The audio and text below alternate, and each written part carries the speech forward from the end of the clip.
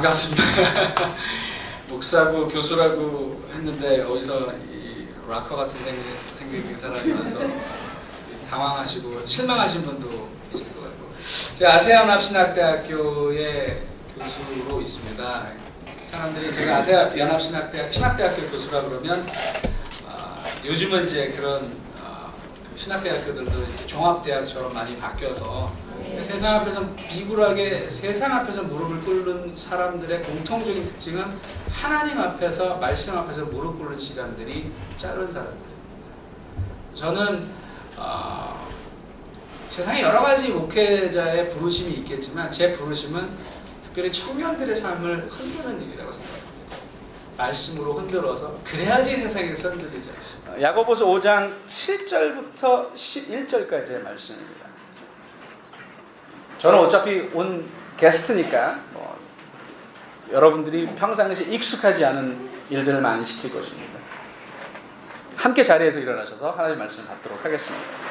하나님의 말씀을 우리가 보통 이제 평상시에 봉독한다고 하죠. 봉독이라고 하는 게 봉자가 받들 봉자고 읽을 독자입니다. 받들어 읽다라는 겁니다. 하나님의 말씀은 앉아서 듣는 게 아니라 사실은 일어나서 함께 받들어 읽는 것입니다. 저와 여러분이 여기 나왔네요. 앞에 있는 것들을 성경을 읽어도 좋고 앞에 있는 것, 제가 버전이 다르기 때문에 저도 여러분처럼 돌아서서 함께 읽겠습니다. 근데 한 절씩 교독하지 않고 또박또박 합독하도록 하겠습니다. 5장 7절부터 11절까지인데 11절은 2번 읽겠습니다. 준비되셨죠? 함께 읽겠습니다.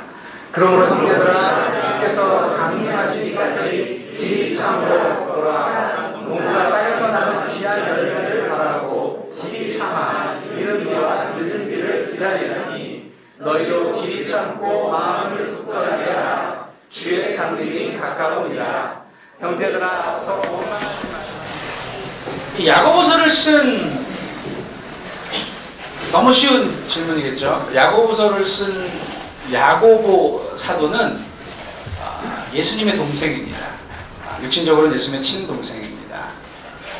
사실은 친형이었던 예수가, 육신적으로 친형이었던 예수가 하나님의 아들이라는 사실을 가장 믿기 어려웠던 사람 중에 한 사람이 어쩌면 야고보였을 수 있어요. 아마 사역의 초창기에는 형이 무슨 아버지 따라서 같이 목수일을 쫓아다니다가 어느 날 갑자기 세례 요한이라는 사람에게 세례를 받고 사역을 시작하는데 형의 행동이 납득이 가지 않았을 수도 있었을 것입니다. 나중에 형이 정말 자기와 피를 나눈 형제지만 동시에 하나님의 아들이라는 사실을 깨닫게 되었을 때 사도로 부름을 받고 나중에는 이 야고보 사도의 시신을 봤을 때 이 사람의 얼마나 무릎을 꿇고 기도를 했는가, 낙타 무릎처럼 돼 있었다라고 해서 야고보 사도의 별명이 낙타 무릎이었습니다. 그렇게 기도에 헌신이었던 사람이었고 복음 전도에 자기 친형이 하나님의 아들이었다, 메시아였다라고 하는 세상 사람들이 생각하기에는 미쳤다라고 생각할 정도로 원색적인 복음을 전하면서 삶을 마감했던 사람입니다. 그리고 육신의 친형이었던 예수 그리스도를 쫓아다니면서 경험했던 것들을 짧은 서신으로 남기면서 포인트가 야고보서 때문에 많은 사람들이 행위기원으로 착각을 하기도 하는데 이 야고보서가 오늘날 우리 교회에게 주는 강력한 메시지라고 생각합니다. 너희는 듣는데 그치지 말고 행해야 한다. 내가 예수 믿는 사람이라고 입으로 이야기하는 것보다 더 강력한 건 삶으로 살아내는 일입니다. 지금 한국교회에 필요한 것은 복음을 아는 능력이 아니라 복음을 살아내는 능력입니다. 교회 안에서 내가 복음을 안다고 큰 목소리로 그리스도가 내 주님이십니다 라고 크게 말하는 사람보다 더 필요한 사람은 재떨이가 머리 위로 휙휙 지나가는 세속적인 직장에서도 내가 예수 믿는 사람이기 때문에 이런 손해를 기꺼이 감수할 수 있다라는 태도로 묵묵히 자기에게 주어진 일을 감당해낼 수 있는 사람.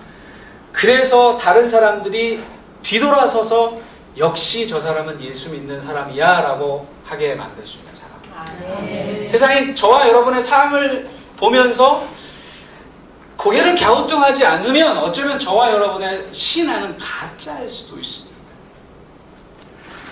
야고보서에 보면 무서운 얘기가 있습니다. 우리가 가장 우리 자기 자신을 속이기 쉬운 때가 언제인지 아십니까? 주일입니다. 듣기만 하고 행함이 없는 믿음은 쓸모가 없는 것입니다. 듣기만 하고 행하지 않으면 그 자체로는 죽은 것입니다. 그래서 야고보 사도가 2장에서 누가 믿음이 있다고 말하면서 행함이 없으면 무슨 소용이 있겠습니까? 그런 믿음이 어떻게 그를 구원할 수 있겠습니까? 다시 말하면 교회든 예수 믿는 사람이든 그 사람의 존재만으로 그 주변 사람들이 놀라워야 합니다. 교회는 예수 믿는 사람에게 주어진 여러 가지 사명 가운데 다른 거 다 제껴놓고 딱 하나만 택하라면 우리는 세상을 놀라게 해야 합니다. 세상을 놀라게 하는 방법이 두 가지가 있습니다. 경이롭게 하는 방법과 경악스럽게 하는 방법이 있습니다. 근데 요즘 교회가 세상을 경이롭게 하는 것이 아니라, 그래서 우리가 그 사람들을 놀라게 해서 그들이 우리가 믿고 예배하는 하나님에게 주목하게 하는 것이 아니라 우리의 행동이 하도 경악스러워서 기가 막혀서 두 번 쳐다보게 만드는 인생을 살고 있을 수도 있다는 것입니다. 교회는 세상보다 못났기 때문에 지탄을 받지 않습니다. 세상 사람들이 교회를 욕하는 이유는 아유 저 바보들 못났네가 아닙니다. 자기들과 비교해서 다르지 않기 때문에 우리를 욕하는 것입니다. 지금 야고보 사도가 당신들은 듣는데 그치는 것이 아니라 행함이 있는 믿음을 살아내야 합니다 라고 얘기하는 것은 당신들의 삶을 달라야 한다는 것입니다. 기독 청년의 삶은 믿지 않는 사람의 청년과 비교했을 때 세상 속에서 달라야 한다는 것입니다. 세상을 놀라게 하는 비결은 그것입니다. 우리가 다르지 않다는 겁니다. 우리 인생의 목표를 보면 세상 사람들과 똑같습니다. 청년들에게 물어보면 기도하는 목적도 똑같습니다. 고등학생, 제가 한국교회 와서 나름 이렇게 잘 나가는 삶을 살았었거든요. 저도 옛날에는. 지금도 누가 보면 잘 나간다. 일단 얼굴이 잘생겼기 때문에 동의하지 않는 사람도 있겠지만 저는 늘 거울을 보면서 깜짝깜짝 놀랍니다. 이렇게 제가 키까지 컸으면 큰일 났을 뻔했어요. 진짜. 제가 굉장히 하나님이 저를 너무 사랑해서 하나님 사이즈가 아담 사이즈예요. 그래서 아담을 만드시잖아요. 아담. 저는 아담 사이즈입니다. 생긴 거는 잘생겼는데 아담 사이즈라서 제가 배우가 못됐지만, 제가 기독교 교육학과 교수인데 교회에서 초대를 잘 못 받습니다. 행색이 이해해갖고 처음에는 새로 신학대학교에 교수가 왔다 그러니까 이제 여러 교회에서 청년 대학부 혹은 이제 중고등부 수련회 강사로 불렀다가 제가 꼭 묻습니다. 제 프로필 사진을 보신 적이 있냐고. 이제 장로님이 프로필 사진을 보면 이제 담당 사역자를 시켜가지고 본인이 직접 취소는 못하겠고, 갑자기 교회 사정이 생겨서, 개인 사정이에요. 장로님 개인 사정이 생겨서, 그 개인 사정이 뭐야? 난 네가 마음에 안 들어요. 그런데도 여전히 저를 부르는 교회가 있습니다. 언제? 제가 외고 출신이거든요. 외고 입시 설명회에 부릅니다. 교회가 교수를 부르면서 외고 입시 설명회에 어떻게 하면 외고 들어갈 수 있냐고. 그 사람들의 기독교 교육의 목표는 세상 사람들보다도 더 비겁한 방법인 거예요. 아니, 세상 사람들은 더 열심히 노력이라고 하죠. 성공이라고 하는 것은. 근데 세상 사람들이 이것들은 노력도 안 하면서 신의 힘을 빌려갖고 잘 먹고 잘 살고 싶어해. 그 사람들이 얼마나 비겁한 방법입니까? 우리는 노력이라도 하지. 이것들은 노력도 안 하고 기도해가지고 신의 힘을 빌려가지고 공부도 못하는 게 신의 힘으로 갑자기 좋은 대학에 들어갔으면 좋겠는 거죠. 그 사람들의 기도를 들어보면 좋은 대학 들어갔으면 좋겠다는 겁니다. 좋은 대학 들어가고 나면 좋은 직장 들어가갖고 돈 많이 버는 게 꿈입니다. 돈 많이 벌고 나서는 좋은 배우자 만나는 거죠. 그 다음에 자기 자녀들에게도 그 똑같은 환경을 물려주는 게 이 사람들의 삶의 목표인 겁니다. 그러면 예수 믿는 사람, 너와 예수 믿지 않는 사람들과의 차이는 뭐냐라고 우리는 그래도 주일날 교회 가지 않냐. 그 차이 말고는 복음의 능력을 알고 있다는 사람들과 복음의 능력을 전혀 알지 못하는 사람과 아무런 차이가 없습니다. 그러니까 세상이 결정적인 순간에 니나 내나 똑같은데.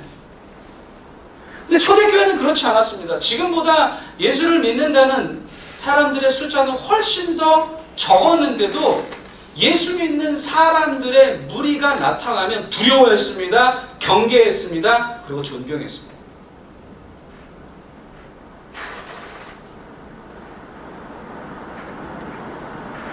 지금 우리에게 필요한 것은, 그래서 오늘 첫 번째 시간의 제목은 에어로빅 신앙입니다. 에어로빅 신앙. 에어로빅이라는 단어를 들으면 어떤 게 생각나요? 잠에 편안하게 춤, 그렇죠? 그래서 몸에 딱 달라붙은 옷을 입고 경쾌한 음악에 맞춰서 이렇게 춤을 추는 게 에어로빅이죠. 근데 에어로빅이라는 단어는 원래 헬라어 단어입니다. 신약 성경이 쓰여져 기록되어 있는 그 언어가 헬라어인데, 헬라어 단어로 에어로라고 하는 단어와 빅스라고 하는 단어가 합성된 단어입니다. 에어로라고 하는 단어에 의하면 무엇을 할 수 있는 능력이라는 뜻입니다. 빅스는 지루한 것을 참고 견디다라는 뜻을 가지고 있습니다. 그럼 합치면 지루한 것을 참고 견디는 능력이 에어로빅입니다. 그런데 사탄은 자꾸 우리에게 이 지루한 것을 참고 견디는 능력이 아니라 뭔가 좀 새롭고 자극적이고 신선한 거예요. 그래서 많은 새로운 청년 사역자들에게 물어보면, 청년 사역자들이 그 청년 사역 컨설팅에 오면, 교수님 뭔가 새로운 거 없냐는 겁니다. 여러분 속지 마십시오. 새로운 게 좋은 게 아니라 좋은 것이 좋은 것입니다. 복음이 단순하고 담백하지만, 아주 심플하지만 복음이 좋은 것이지 새로운 것, 자극적인 것. 사탄은 늘 자극적인 걸 요구합니다. 영성도 마찬가지입니다. 저는 그래서 좀 약간 찬물을 껴는 말씀일지도 모르겠지만, 이 부흥회나 수련회가 뭔가 좀 더 자극적이고 새로운 것을 추구하는 것이 아니라 담백하지만 다시 한번 말씀으로 돌아가서 복음의 능력을 회복하는 것이 정말 필요하다고 봅니다.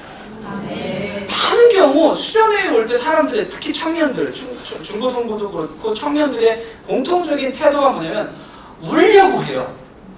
뭐 울어야지 은혜를 받았다고 생각해요. 울려고 하든지 졸려고 하든지 생각을 안 하려고 그래.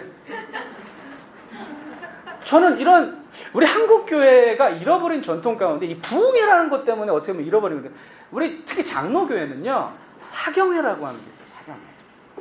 일주일 내내, 그때 보통 이제 우리가 아직 농경사회 때 농한기가 있죠. 농번기는 바쁠 때고, 농한기 때 그 한가할 때 할 일이 별로 없잖아요. 그러니까 아침부터 저녁까지 말씀을 배웠습니다. 부흥강사는 계속해서 자극하려고 하지만, 지루하더라도 칠판 딱 갖다 놓고 목사님들이 성경 하나 딱 놓고서는 그냥 성경을 그냥 칠판에다 풀어쓰면서 같이 그냥 은혜 받고 그래서 한국 교회가 정말 강했던, 말씀의 능력이 살아있었던. 근데 자꾸 사탄이 이런 부흥 강사들을 자꾸 스타 강사로 만들기 시작하는 거예요. 스타가 스스로 타락하는 거래요. 그죠? 스타가 되고 나면 목사들이 스스로 타락합니다. 조금 유명사가 알려지기 시작하면 자꾸 자극적인 메시지를. 여러분, 자극적인 메시지를 전하는 사람일수록 거짓 교사일 가능성이 높습니다. 지루하고 재미없는 얘기지만 하나님의 말씀의 능력만 붙드는 목사가 진짜 목사입니다.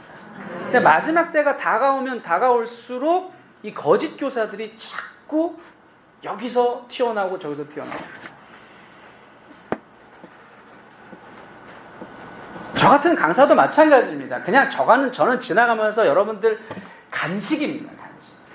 주식은 주일 강단에서 선포되어지고 나누어지는 말씀입니다.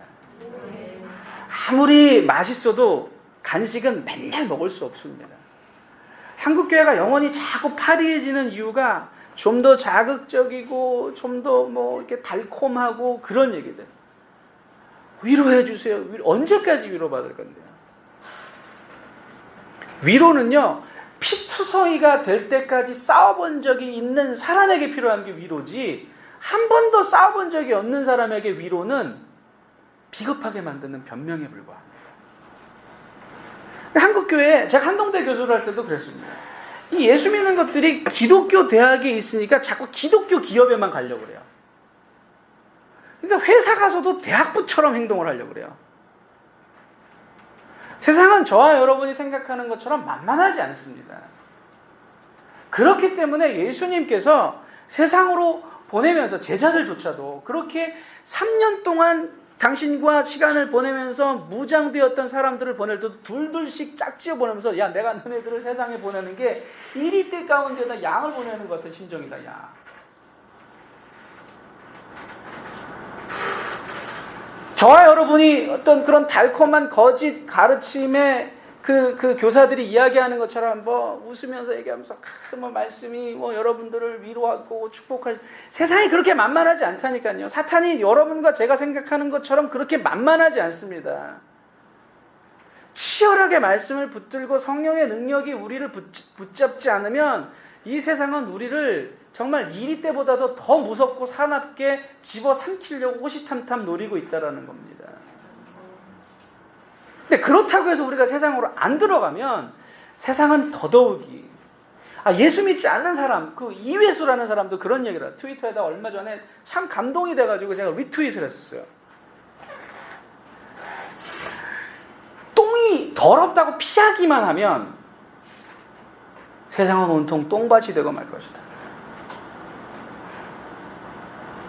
명심하십시오. 세상이 악하다고 여러분들이 자꾸 교회로만 기어 들어와서 교회에서만 도피처로 삼고 교회에만 머물면 세상은 점점 더 악이 창궐하게 됩니다. 저와 여러분에게 예수님께서 세상의 소금과 빛으로 불러주셨다니까요.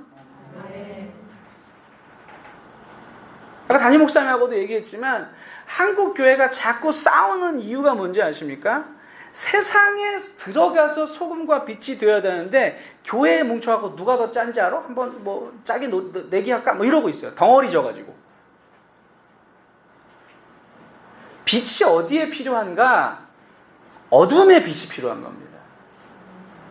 교회는 이미 빛 대신 예수 그리스도가 머리 되시는데 여러분과 제가 빛나봐야 저와 여러분은 반사체지 발광체가 아닙니다. 스스로 빛을 발할 수 있는 발광체가 아니란 말이에요. 반사체란 말이에요. 빛 대신 예수 그리스도를 받아들여서 바깥으로 반사시키는 겁니다. 세상 속으로. 스스로 발광체라고 생각하니까 발광을 하는 겁니다. 그 JR 발광이라고 있잖아요. 전문 용어라 못 알아듣나 본데.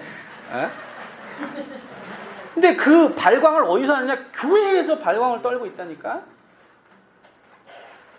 저와 여러분은 폭탄보다도, 그래서 성령의 능력을 두나미스, 다이나마이트라는 단어가 거기서 나왔다면서요.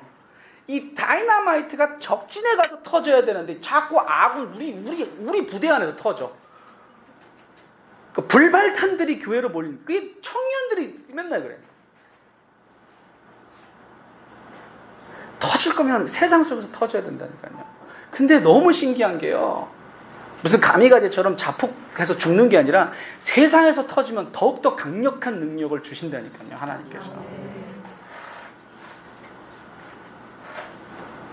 우리의 연약함이 드러나면 드러날수록 하나님의 놀라운 능력이 드러난다니까요.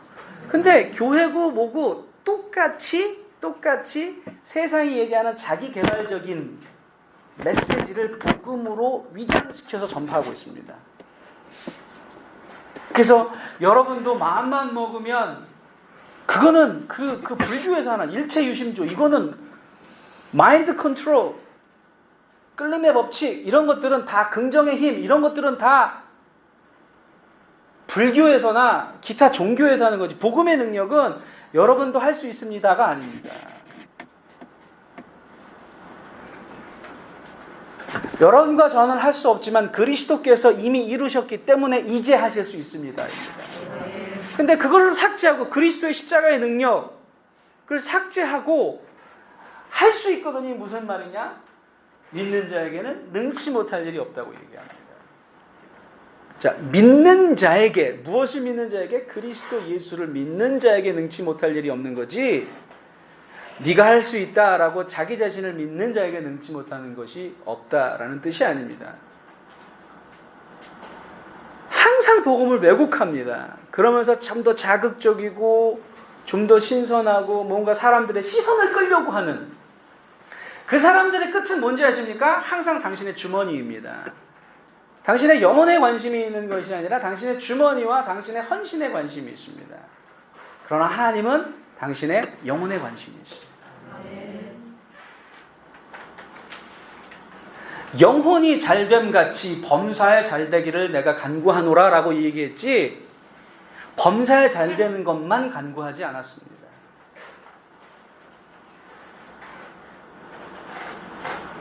기도하지 않았는데 잘되는 일은 축복이 아니라 저주의 징후입니다.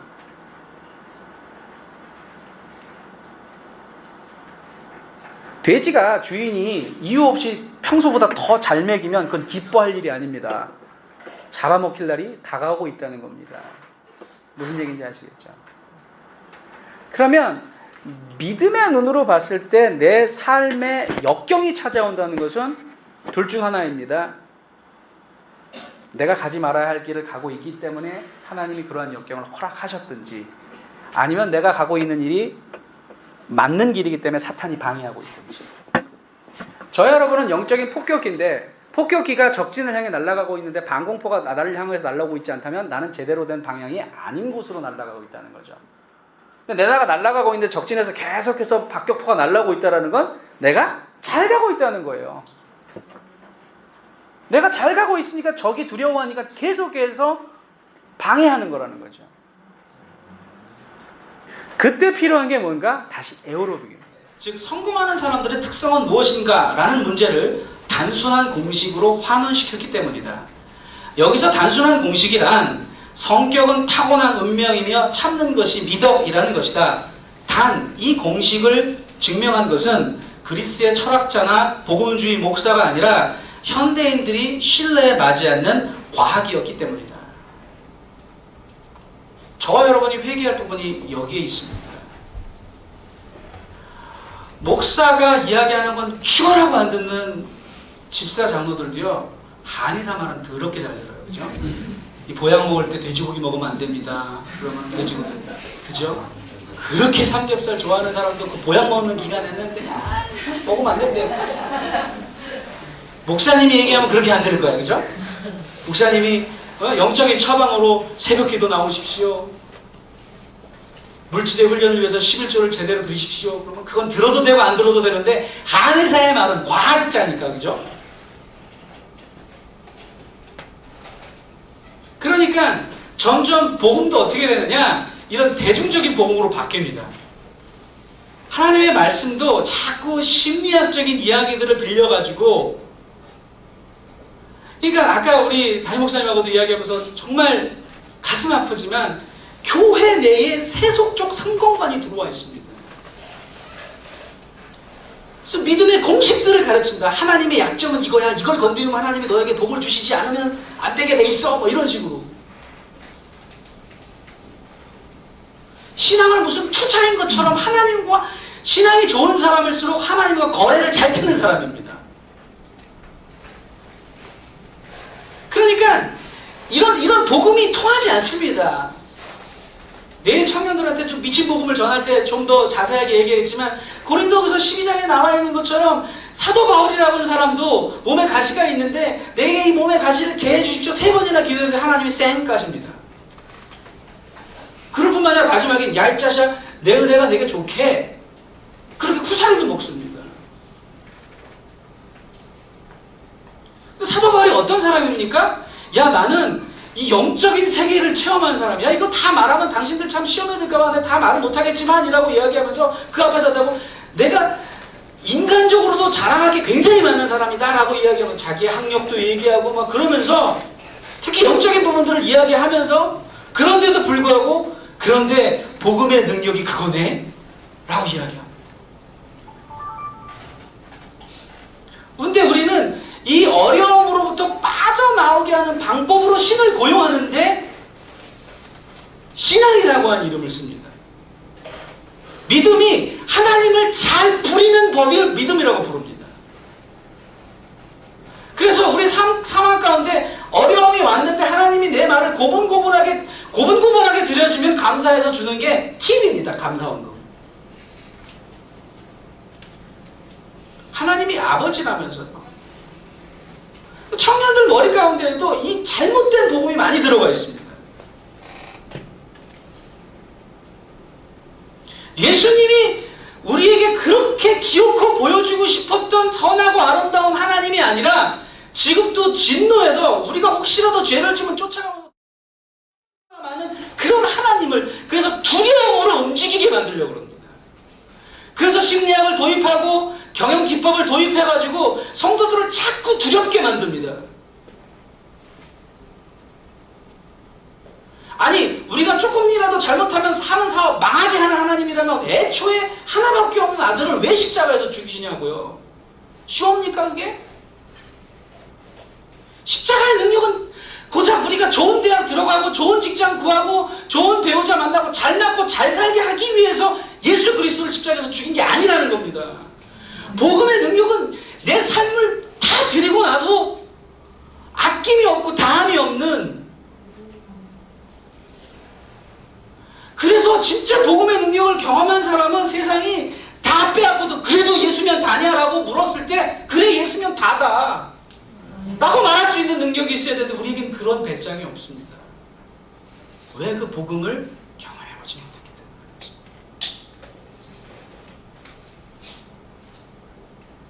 때문에 오히려 성도들이 이 담백하고 단순한 진리를 전하려고 하는 목사들의 입을 틀어 막습니다. 겁박합니다. 6년에 한 번씩 목사의 사역을 점검하겠다고 평가하겠다고 잘라버리겠다고 합니다. 그러니까 자기들이 듣고 싶어하는 말을 설교를 하는 사람들을 선호하고 우리가 원하는 게 아니라 우리에게 꼭 필요한 우리가 영적으로 살아남기 위해서 필요한 진리의 말씀을 선포하지 못하게 만들어버립니다. 민주적인 이름으로.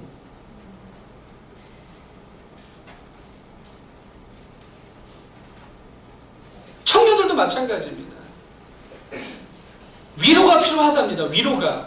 언제까지 위로만 찾고 있을 거냐는 겁니다.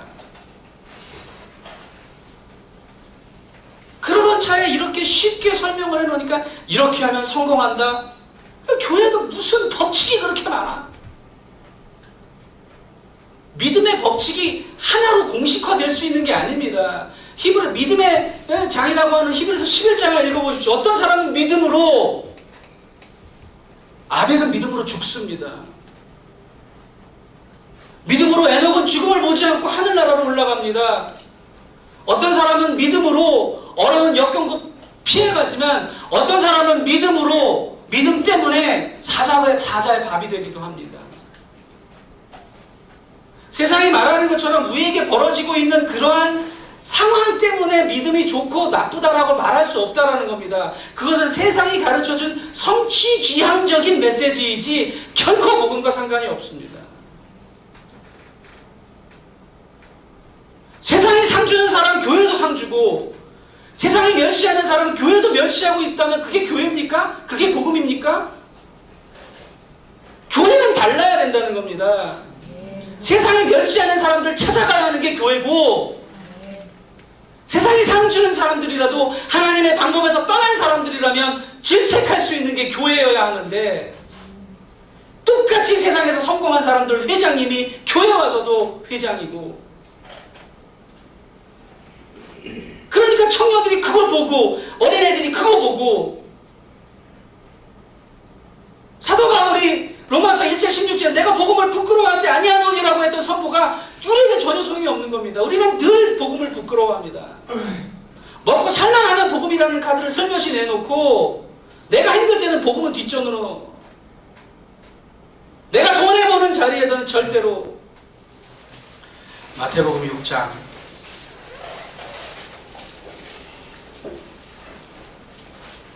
30절. 자, 한 목소리를 시작. 오늘 우리가 너희의 그릇으로 하나님이 옆에 계시거든 하물며 너희가 보냐 이들이 사라졌다. 자, 제가 가지고 있는 성경은 좀 쉽게 풀어서 If God gives such attention to the appearance of wildflowers, 들풀들에게도 하나님께서 gives attention이라는 것은 관심을 보이다라는 말입니다. 그리고 가로 열고 most of which are never even seen, 눈에 띄지도 않는 들풀들에게도 하나님이 그렇게 관심을 보이신다면 Don't you think He will attend to you? attend to라고 하는 단어는 시중 들다, 돌보다라는, 하나님이 저와 여러분에게 시중 드신대요. 봐요. Do His best for you. 최선을 다하시지 않겠느냐. 그러면서 여기는 믿음이 없는 자들아 라고 이야기했죠. 여기 보니까 people who don't know God, 하나님이 누구이신지 모르고 the way He works, 하나님이 어떻게 일하시는지 방법을 모르는 사람들이나 그러는 거야. 그러면서 여기서는 아주 이 유진 피터슨이라고 하는 사람이 번역한 메시지라는 성경이 있습니다. 한국말로도 번역이 됐는데 영어로는 아주 노골적인 표현, fuss over라는 단어를 쓰는데 F-U-S-S라는 단어를 쓰는데 이게 사전을 찾아보시면 호들갑 떨다.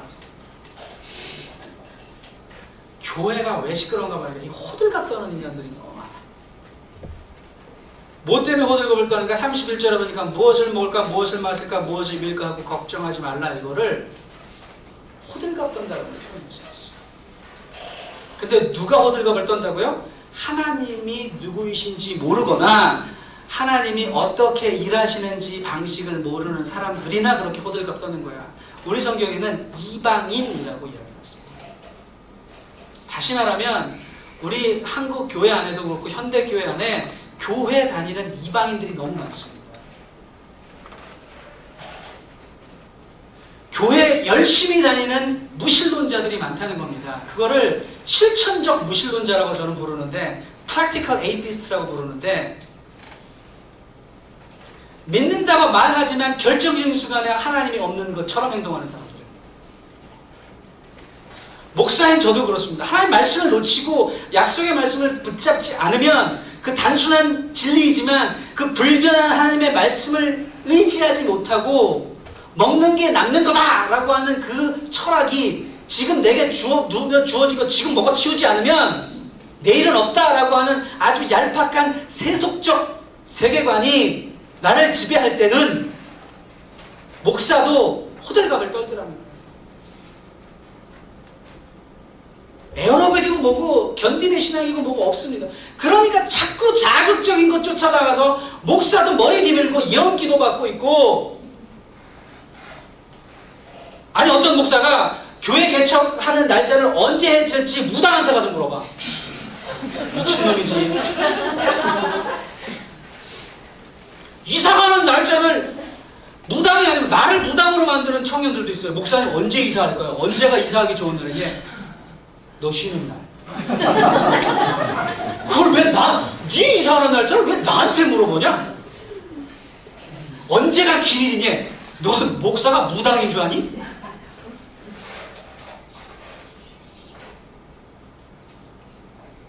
왜 그런지 아십니까?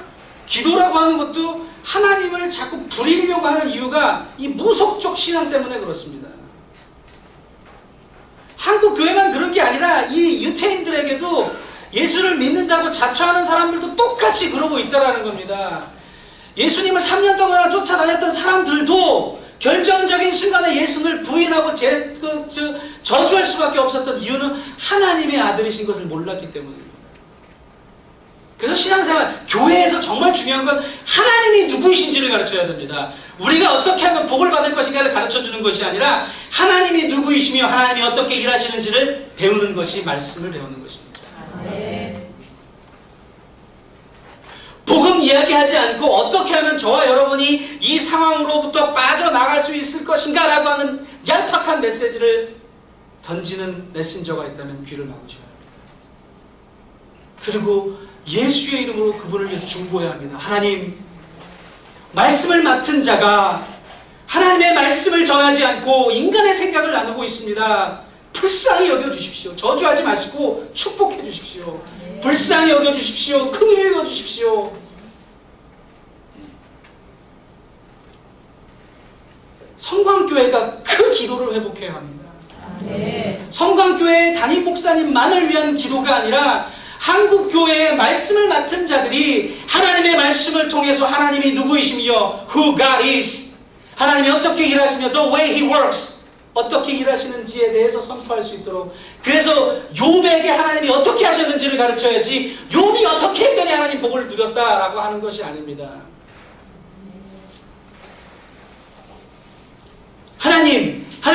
하나님을 가르쳐야 합니다. 그때 우리는 견딜 수 있는 능력이 생기는 것입니다. 우리가 바라봐야 하는 것은 환경이 아니라, 그래서 우리에게 벌어지는 좋은 일 때문에 기뻐하고 나쁜 일 때문에 슬퍼하는 일비일희하는 인생이 아니라, 남들이 보기에도 쟤 미쳤네, 저 역경 가운데도 감사할 수 있고, 네로가 미치고 환장하겠는 게 그 어린아이들까지도 단두대에다가 집어넣고 사자구리도 집어넣는데 이것들이 그냥 막 기뻐 찬양하면서 죽는 겁니다.